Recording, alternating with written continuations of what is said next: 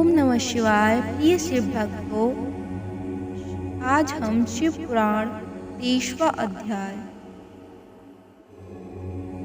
शिव नाम की महिमा के बारे में जानेंगे। चलिए शुरू करते हैं। जय भोलेनाथ। ऋषि बोले, हे व्यास, शिष्य सूत जी, आपको नमस्कार है। हम पर कृपा करके हमें परम उत्तम रुद्राक्ष तथा शिव नाम की महिमा का महात्म्य सुनाइए। सूत जी बोले, हे ऋषियों, आपने बहुत ही उत्तम तथा समस्त लोगों के हित की बात पूछी है। भगवान शिव की उपासना करने वाले मनुष्य धन्य हैं। उनका मनुष्य होना सफल हो गया है। साथ ही शिव भक्ति से उनके कुल का उद्धार हो गया है। जो मनुष्य अपने मुख से सदा शिव और शिव नामों का उच्चारण करते हैं, पाप उनका स्पर्श भी नहीं कर पाता। भस्म, रुद्राक्ष और शिव नाम त्रिवेणी के समान महापुण्यमय हैं। इन तीनों के निवास और दर्शन मात्र से ही त्रिवेणी के स्नान का फल प्राप्त हो जाता है।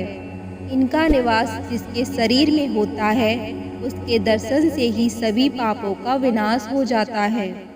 भगवान शिव का नाम गंगा है, विभूति यमुना मानी गई है तथा रुद्राक्ष को सरस्वती कहा गया है। इनकी संयुक्त त्रिवेणी समस्त पापों का नाश करने वाली है। हे श्रेष्ठ ब्राह्मणों, इनकी महिमा सिर्फ भगवान महेश्वर ही जानते हैं। यह शिव नाम का महात्म्य समस्त पापों को हर लेने वाला है।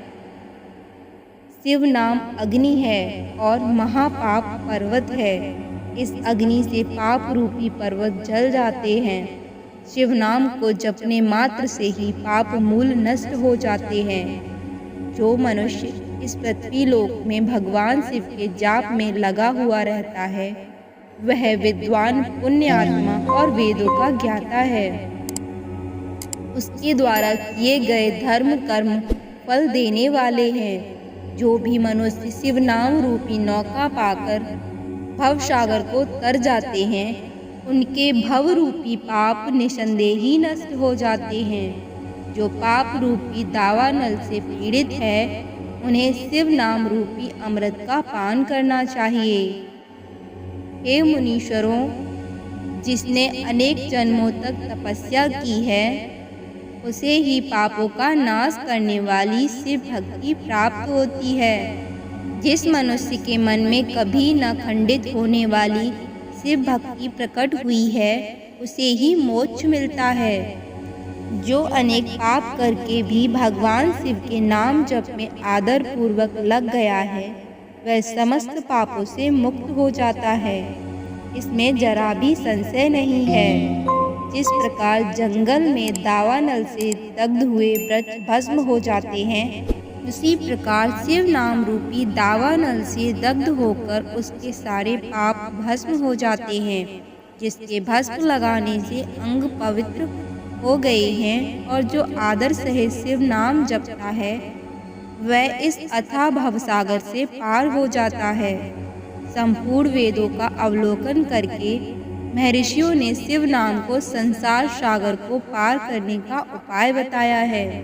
भगवान शंकर के एक नाम में भी पाप को समाप्त करने की इतनी शक्ति है कि उतने पातक कभी कोई मनुष्य कर ही नहीं सकता। पूर्व काल में इंद्रधुमन नामक एक महापापी राजा हुआ था और एक ब्राह्मण युवती जो बहुत पाप कर चुकी थी। शिव नाम के प्रभाव से दोनों उत्तम गति को प्राप्त हुए।